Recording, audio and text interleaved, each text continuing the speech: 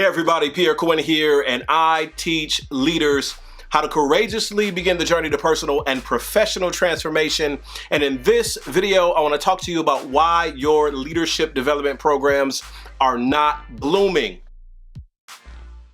As we jump into this video, be sure to hit that subscribe button so you can be the first to know whenever I release a new video. Here's a message for all of my HR directors, directors of training, directors of people, directors of education, directors of programs. We are tired. That's right. We're absolutely tired. We're fed up, and it's a problem. I mean, the trainings were bad enough in real time, face-to-face. They're even worse on Zoom. We're tired of you picking the PowerPoint template that everybody else picks. We're tired of you trying to stuff so much text onto one slide that nobody can read it.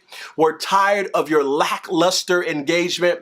We're tired of the sorry excuse that you call training. Stop trying to grab a presentation, read every one of the slides, and expect the training to go over well. Hey, have you ever heard of Bloom's Taxonomy? Bloom's Taxonomy was a framework created by a team led by Benjamin Bloom, an educational psychologist at the University of Chicago in 1956. The purpose of this framework was to create a model of how to help students better achieve in the classroom. The effectiveness of what Bloom and his team put together has far-reaching implications even beyond the classroom to this day. And I'm here to tell you one of the reasons why your training programs, why your seminars, why your workshops are falling flat, because you haven't tapped into what Bloom and his team figured out a long time ago. You have to help the people that you're training be able to progress through stages. Bloom's taxonomy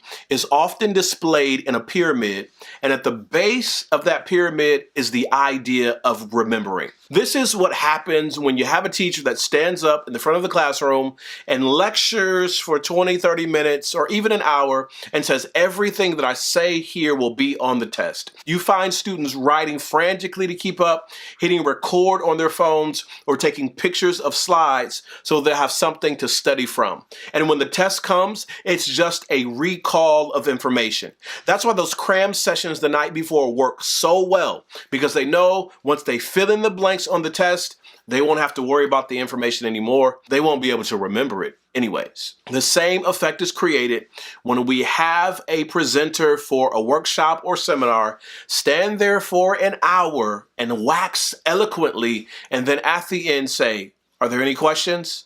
Of course, there won't be any questions because you haven't fostered any engagement. And for the most part, the people who were sitting in the session are going to forget what you said. That's why it's so important in the delivery of your content for you to be engaging, for you to be refreshing, for you to insert changes of pace and thought to keep people attentive. At the understanding level, you are asking people to take what you've said, to take what you've taught them, to take what you've given to them and begin to summarize the content in a way that's easily digestible or understandable for them. That's why I love groups and discussion whenever I do workshops and keynotes, because it helps the people begin to process by putting the things that I'm sharing in their own words. So we move from remembering to understanding to the application phase. It's helping the people in the room begin to work in how they can apply the things that have been taught. In the application phase, there's some modeling that begins to happen, some construction that begins to happen, and the people in the room begin to see how they can take the information that was shared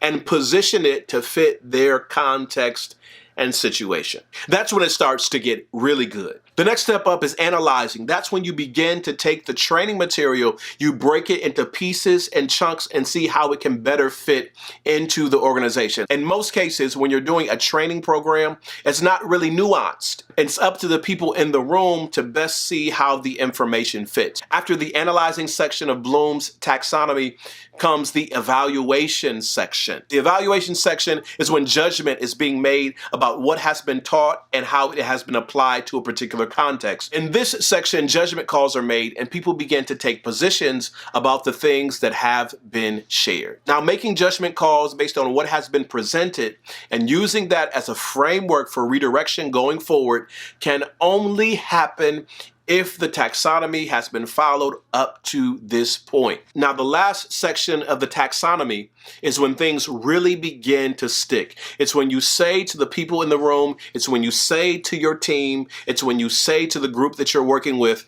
now take all of this experience that you've had up to this point and recreate it, but recreate it in a way that better fits the organization based on your research and understanding up to this point. A great way to make things really stick at this point is to ask the group to teach each other and ask them to teach a group that's coming up after them. I followed this as a teacher, and it works wonderfully because you're able to see how people have built on the experiences that they've had up to this point, how they've evaluated, how they've synthesized information, and how they, in many cases, can teach the content better than you could because you gave them a firm foundation to start with. Yeah, I know your trainings have been lackluster. I know people have checked out. I know you've been frustrated. But if you're a bit more intentional, if you follow some principles that were established a long time ago, if you work on helping people remember, understand, apply, analyze, evaluate, and create, then you'll have much better training programs down the road. I mean, seriously, the people in your organization are tired of your sorry excuse for training, and they're looking for something different.